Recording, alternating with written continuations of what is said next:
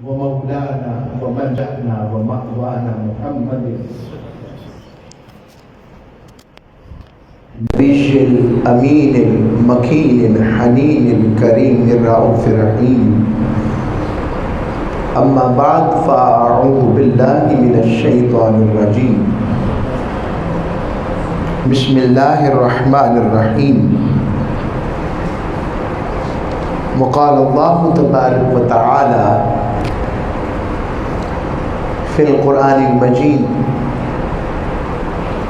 إن أول بيت وضع للناس للذي ببكة مباركا وهدى للعالمين فيه آيات بينات مقام إبراهيم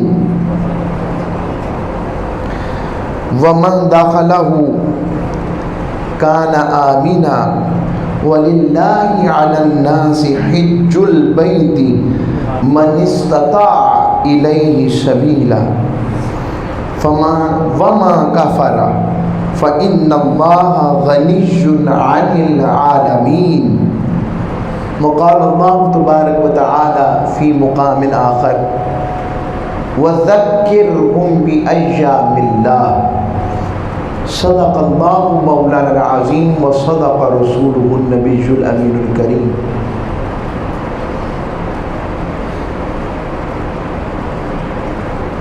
ذی الحجہ کا پہلا عشرہ رحمت و مغفرت، اور پھر ذی الحجہ کے ساتھ حج کا موسم آ گیا. سوچنے والی بات،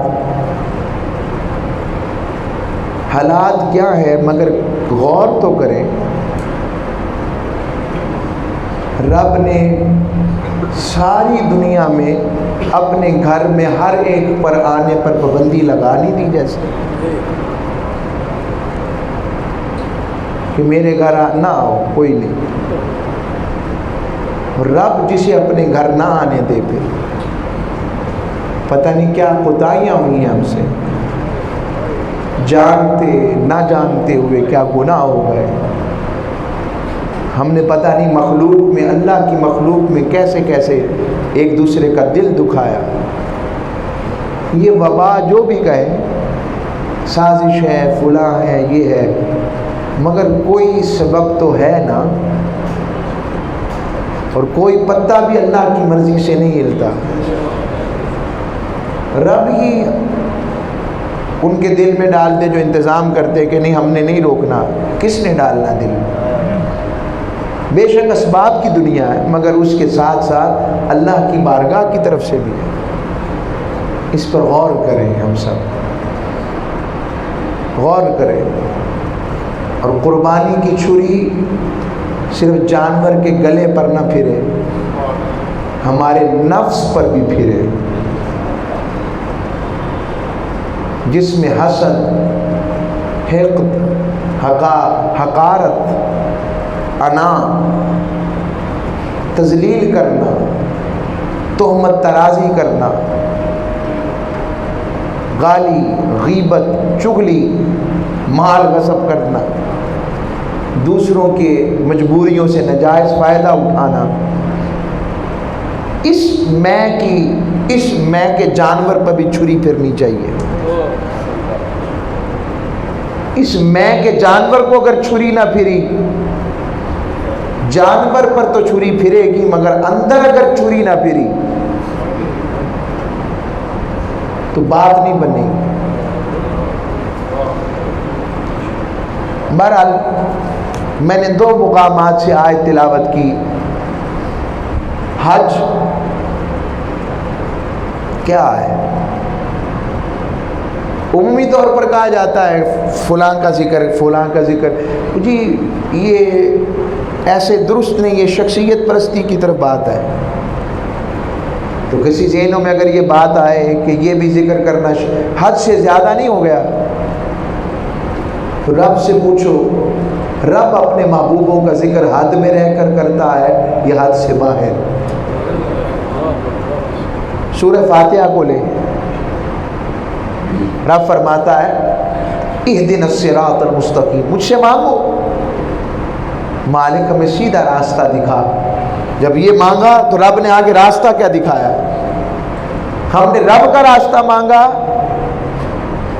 رب کریم پر پہنچنے والی راہ مانگی، رب فرماتا ہے صراط الذین انعمت علیہم، اور ہم ہر نماز میں پڑھتے ہیں ان لوگوں کا راستہ جن پر ہم نے انعام فرمایا، یعنی میرا راستہ ان کے راستے سے ہے،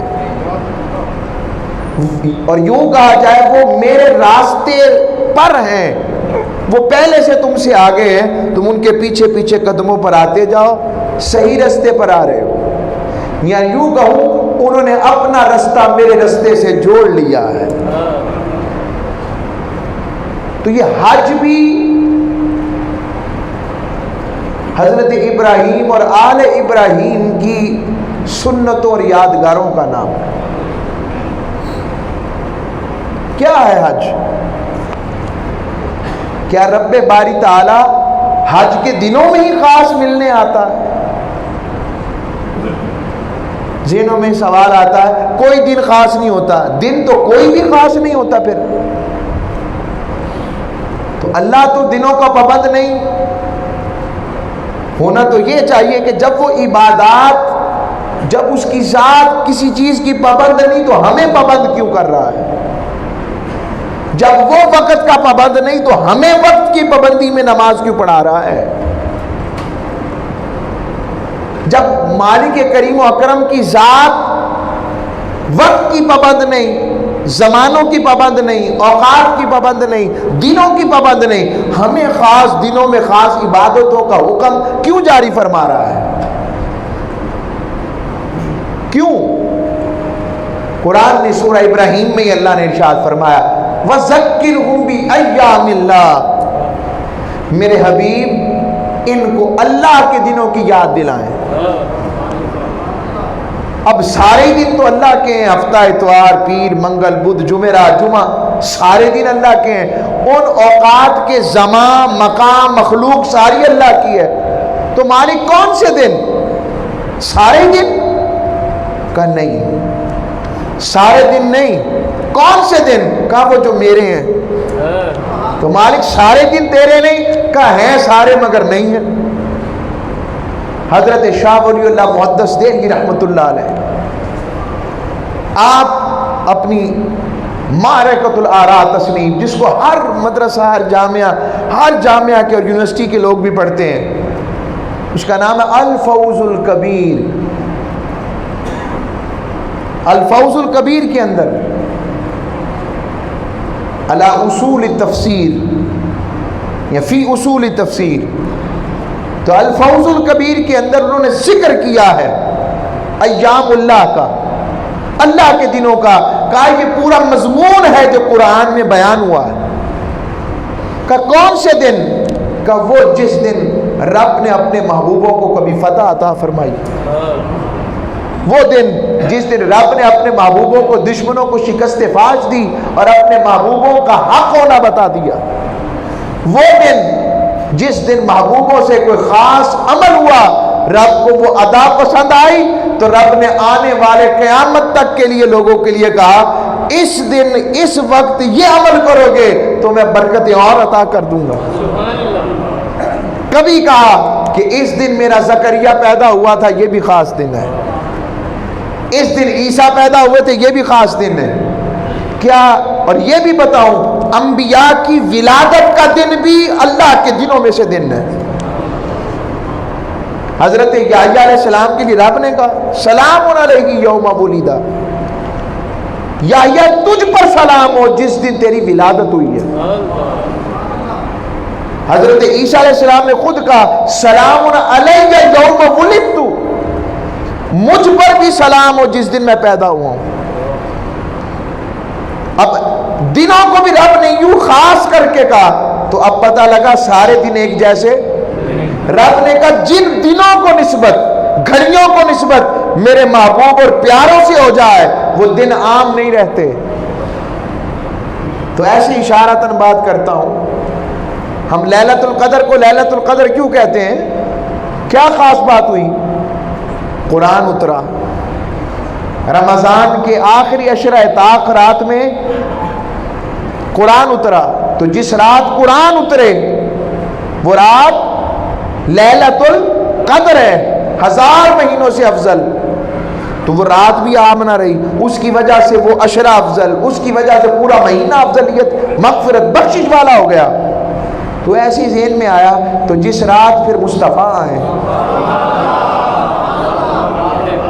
اس کا عالم. تو حج کیا ہے؟ نماز کیا ہے؟ فجر کی نماز 2 ہی کیوں ہے؟ مالک میری مرضی، جب تو پابند نہیں تو مجھے پابند کیوں کر رہا ہے؟ مالک 4-6 پڑھ لیتے ہیں فرض. دل کر رہا ہے تیرا عبادت کرنے کو، فجر کا وقت ہے اور رات کا اندھیرا ہے اور سویرا آنے والا ہے، تو دل کر رہا ہے 6 رکعتیں پڑھیں. اب بندے نے 6 پڑھ لی. شریعت کیا کہتی ہے؟ قرآن کیا کہتا ہے؟ حدیث کیا کہتی ہے؟ 6 پڑھے تو فجر ہو گئی؟ کہا نہیں ہوئی. مالک میں نے تو زیادہ پڑھی ہیں. کہا نہ بات کم کی ہے نہ زیادہ کی ہے، بات اصل میں ادائے یار کی ہے. یہ کیا پابند کر رہا ہے رب؟ یہ کہاں پابند کر رہا ہے ہمیں؟ کہا یہ 2 رکعتیں میں نے آدم کی یادگار رکھی ہیں. جب میرے آدم نے مجھ سے توبہ کی، میرے محبوب کا صدقہ مانگا، تو فجر کے وقت جب توبہ قبول ہوئی، فجر کا وقت تھا، 2 رکعتیں شکرانے کی پڑھی. میں نے مصطفیٰ کریم کی امت کو کہا چلو پڑھ لو. ظہر بھی ایسے.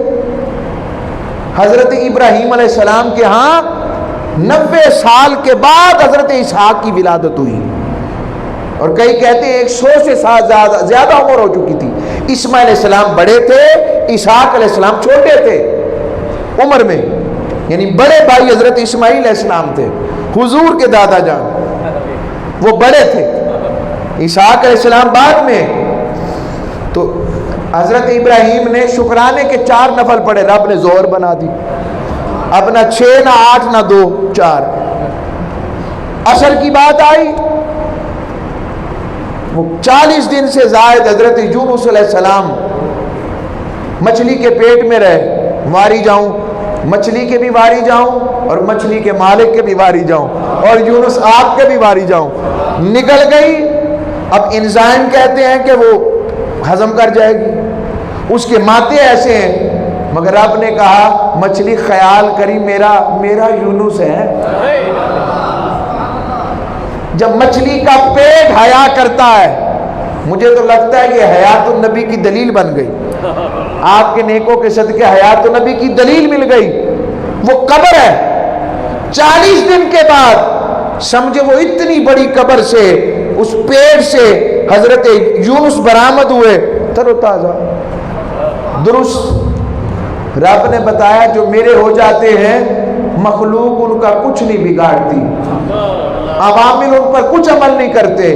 جب یونس علیہ السلام حیات آئے تو پھر نبی اور آقا علیہ السلام کی ذات تو اس سے بہت بڑھ کر حیات پانے والی. میں اشارہ دے دیا، میں آگے وقت نہیں ہے میرے پاس. تو وہ صدائیں بھی عجیب تھیں.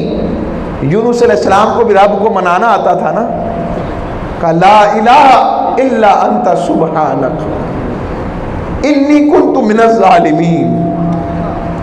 خود کو کس طرح گرا رہے ہیں نبی ہو کر. کیا رزگزاریاں ہیں، کیا مناجات ہیں، کیا دعائیں ہیں، کیا التجائیں ہیں. اندھیر نگری نہ کھوانے کا کوئی طریقہ، 40 دن بعد بھی زندہ ہے. کیا مالک کا کرم. اور مچھلی کو کہا میرے یونس کو کچھ نہیں کہنا. اس کی یادگار شکرانہ پر جو نماز پڑھی اثر ہو گئی. مغرب کے وقت 2 روایتیں آتی ہیں. حضرت یعقوب کے یوسف گم ہو گئے تھے، تو یہاں کہتے ہیں کہ حضرت ایوب علیہ السلام کو صحت ملی تھی 40 سال بعد. دونوں باتیں وہ کہتے ہیں یعقوب علیہ السلام 3 رکعتیں پڑھ کے بس ایسی آواز پڑی کہ یوسف آ گئے. یہ خوشبو یوسف سونگی تو 4 پڑھی نہ 2 پڑھی، 3 پر ہی سلام پھیر دیا. یا یوں کہ حضرت ایوب علیہ السلام جسمانی نکاحت کی وجہ سے اٹھا نہ جا سکا آپ سے، 3 رکعتوں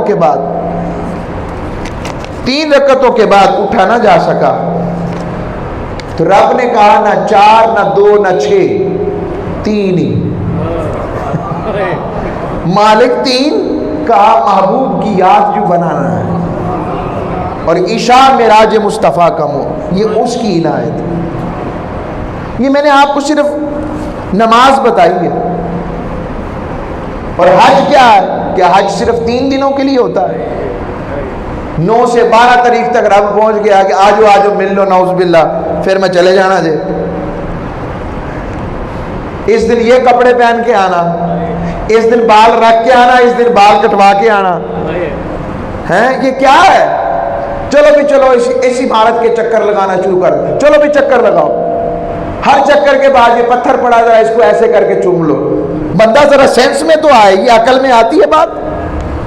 سارے پتھروں کو باہر نکلوا رہا ہے، کہہ رہا ہے وہ مشرک یہ شرک ہے، اور ادھر یہ پتھر کہتا ہے جب تک اسے چلو اور نہیں دور سے ہی چوم لو، حجر اسود۔ پھر کہتا ہو گیا ایک اور پتھر ہے کا مقام ابراہیم کے قرب میں 2 نفل پڑھ لو، پھر ایک اور پتھر پر بھیجتا ہے جاؤ اس پتھر والی زمین پر 7 چکر لگاؤ، اور وہ جب گرین لائٹیں آ جاتا دوڑ لینا ذرا، میری حاجرہ دوڑی تھی ذرا۔ مالک یہ کیا ہے؟ کہ عبادت میری ہے مگر محبوبوں کی یادگار اور طریقے ہیں۔ وہ منظر کیسا ہو، اور پھر حضور نے جو کیا پھر تو کمال اپنے عروج پر ہو گیا نا۔ یہ حج ہے، یہ سارا حج ہے۔ دو چادروں میں مرد ہے، انسری چادروں کے اندر۔ آج کے دور میں بھی جہاں بہترین درزی مل رہے ہیں، بہترین قسم کے ڈیزائنر ہیں، بہترین قسم کے ٹیلرز ہیں، وہاں پر کہا نہیں وہی 2 چادریں، قیامت تک وہی 2 چادریں۔ کیوں؟ کہ میرے ابراہیم کی یادگار جو ہوئی۔ مالک کے کعبے کے چکر کہا اصل میں چکر کعبے کے نہیں ہے، توجہ کعبے کی ہے، اصل میں تمہیں اپنی ذات کی رضا دینا چاہتا ہوں۔ میں ابراہیم علیہ السلام، میرے ابراہیم نے کہا تھا لبیک اللہم لبیک، مالک ہم حاضر ہیں، اور ابراہیم نے مجھ سے کہا مالک سارے آ جائیں گے۔ پتھر پر کھڑے ہو کر کہا تھا مالک اسے اپنے گھر کا، اپنی عبادت کا مرکز بنا دے۔ رب نے کہا ابراہیم گھبرانا، جب تو لبیک کہے گا نا تو تیرے لبیک پر جو جواب دیں گے قیامت تک آنے والے روحیں بھی جواب دیں گی، ان کی حاضری میں نے اس گھر پہ لکھ دی ہے۔ اب جو رب کے گھر ہو کر آئے ہیں، ہم اپنی مرضی سے نہیں گئے تھے، اس نے حاضری لکھی تھی، اور جب وہ کرم والوں میں لکھ دے تو پھر کرم والوں سے وہ اپنی مرضی سے کرم والوں میں سے نکالا نہیں کرتا۔ میں اس وقت حج کی اصطلاحی شرعی مفہوم پر نہیں جا رہا،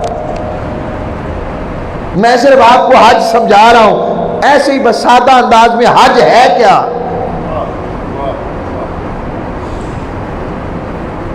اگر کسی کو میں کہتا ہوں اول تو قرآن سیکھنا، دعائیں آنی چاہیے، مگر اس چکر میں نہ گنتا رہے کتنی دفعہ پڑھا، یہی یاد کرے حضور بھی سین میں پھرے تھے نا، کیا منظر آتا ہے۔ میں اس جگہ پر ہوں جہاں ابراہیم علیہ السلام نے رب کی عبادت کی تھی،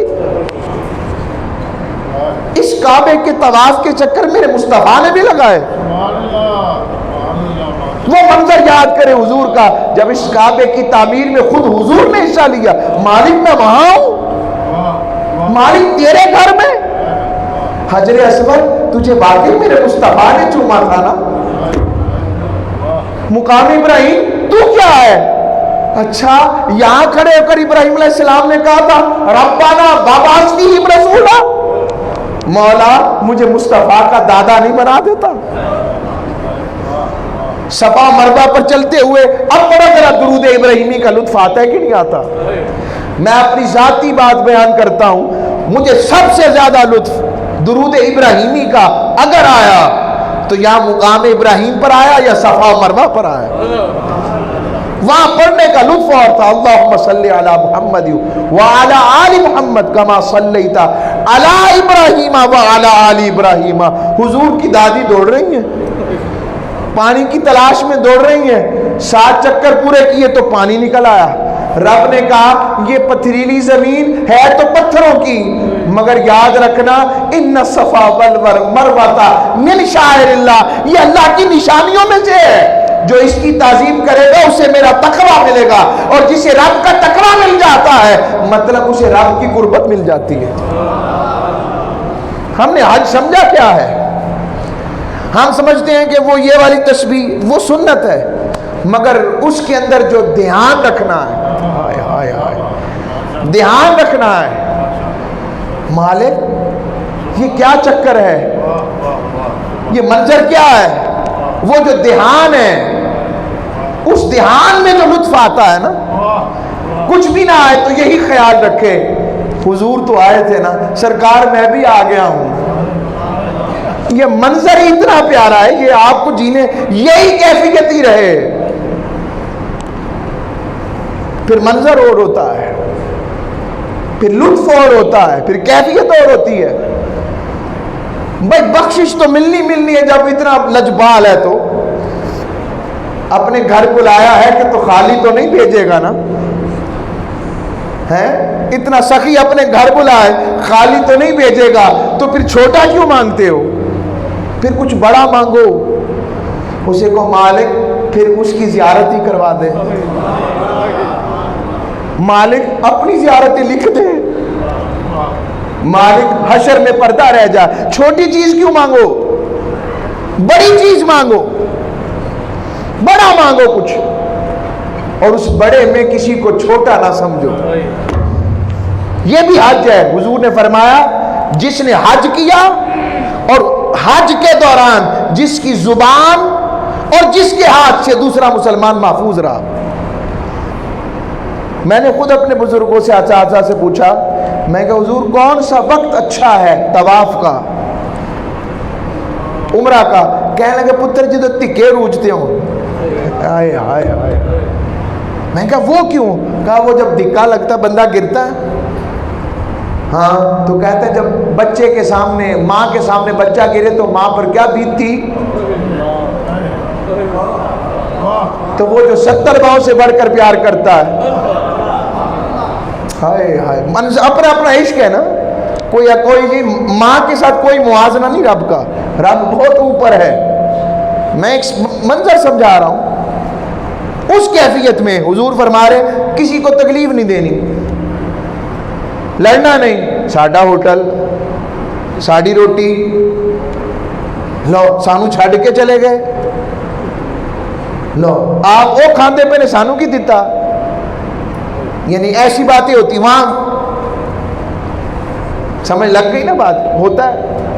تو وہ بھی یہ بتانا یہ تربیت ہے, اور اس تربیت سے خیر ملتی ہے. فرمایا جو اس عمل سے گزر گیا, فرمایا سمجھ لو وہ بخشا گیا. ایسے ہی ہے جیسے ابھی اس کی ماں نے پیدا کیا. پھر عرفات کے میدان میں لذت کیا ہے, عرفات کے میدان میں کھڑا ہے. وہ عرفات کا میدان عمومی طور پر اللہ کریم کی ذات مطہرہ, ویسے تو ہر رات آخری پہر میں آسمان دنیا پر آ جاتی ہے, شب برات کو مغرب کے بعد ہی آ جاتی ہے,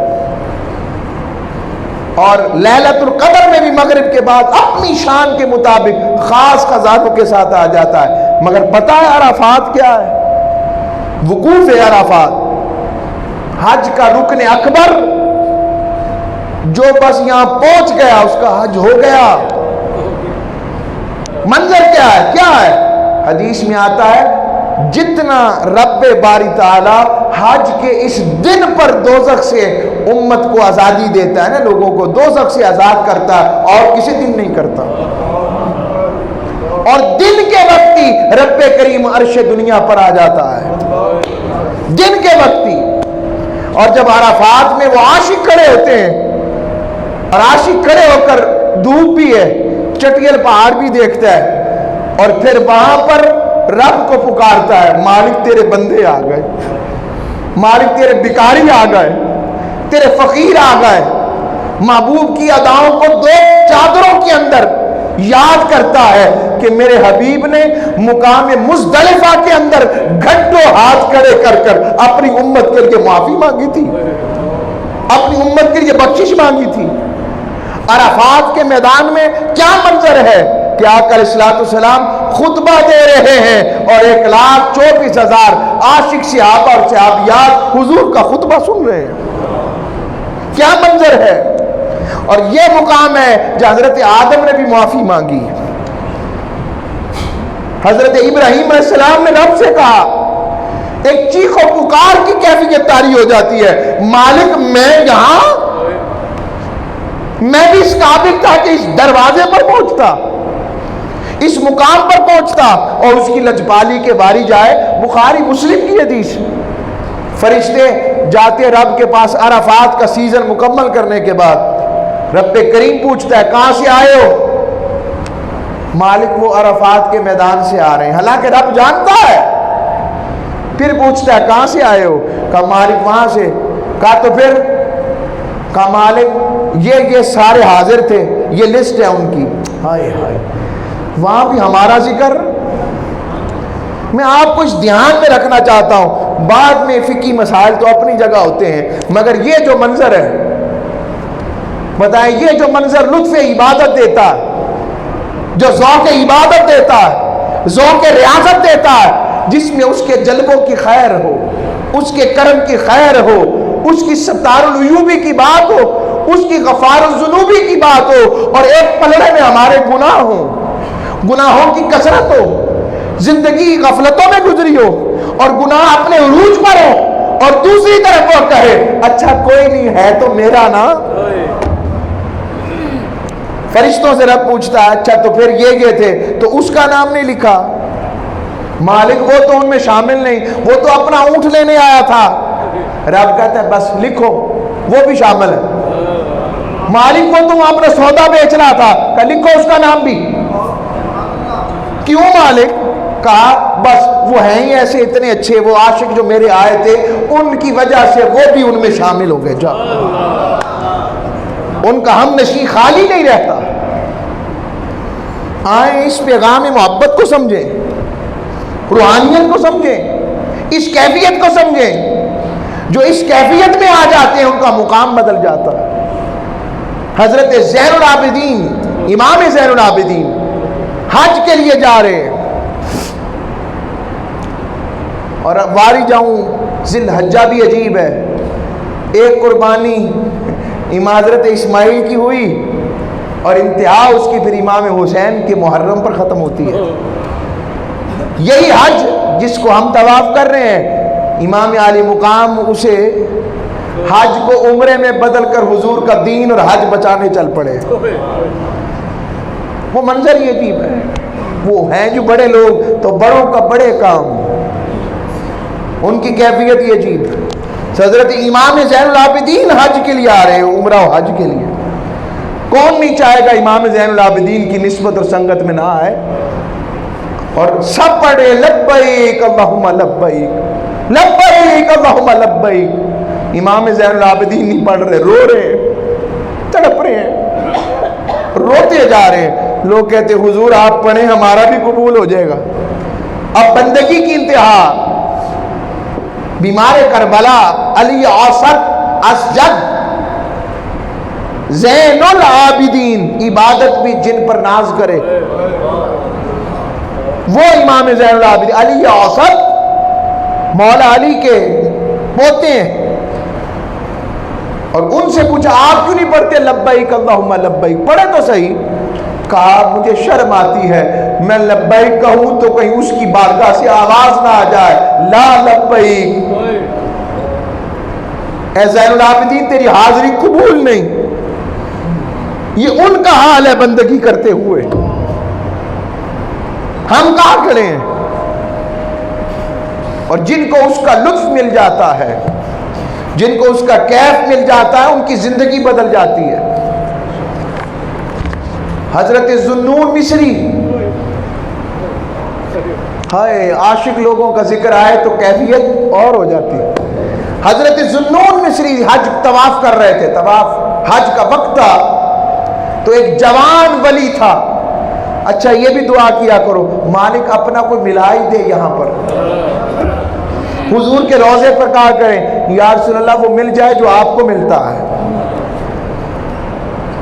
کبھی مل کر دیکھیے ان سے، مل جاتے ہیں، صدق سے مانگ کر دیکھیے، اور پھر وہاں سے حضور کے روضے پر جانا حاجت بہانا ہے، دیکھ کر میں مدنی دا کار آئی ہیں۔ تو وہ طواف کر رہے تھے، حج کا وقت ہے، طواف زیارت ہو رہا ہے، ایک ولی جوان ولی تھا، آواز دی اس نے مالک تیرے گھر کتنے تیرے مہمان آئے ہیں، کتنے آئے ہیں جو منگتے بھکاری بن کر تیرے مہمان آئے ہیں، ضیوف کا تیرے مہمان تیرے مہمان۔ اس کو آواز آئی جوان میرے ولی میرے دوست سن لے، بڑے مہمان آئے ہیں مگر میرے والے تھوڑے ہیں، کوئی اولاد لینے آیا ہے، کوئی کاروبار لینے آیا ہے، کوئی صحت لینے آیا ہے، تھوڑے ہیں جو مجھے ملنے آئے ہیں، جو خالصتاً مجھے ملنے آئے ہیں، مگر یاد رکھ ان تھوڑوں کی وجہ سے میں نے ان سب کی حاضری کو قبول کر لیا۔ اللہ والوں کی بات جدا ہوتی ہے۔ میں یہ بار بار باتیں کیوں سناتا ہوں؟ حضرت ذوالنون مصری نے دیکھا ایک جوان عورت ولی اللہ، وہ رب کا کعبۃ اللہ کا غلاف تھام کے کہہ رہی تھی مالک تجھے اس محبت کی قسم، اس محبت کی قسم جو تو مجھ سے کرتا ہے۔ حضرت ذوالنون مصری نے کہا بی بی ضرور بات کر مگر ذرا جملہ بدل لے، یہ کہہ اس محبت کی قسم مالک جو میں تجھ سے کرتی ہوں۔ کہا ذوالنون میری کیا اوقات تھی کہ میں اس سے محبت کرتی، پہلے وہ محبت کرتا ہے تو ہم اس سے محبت کرتے ہیں۔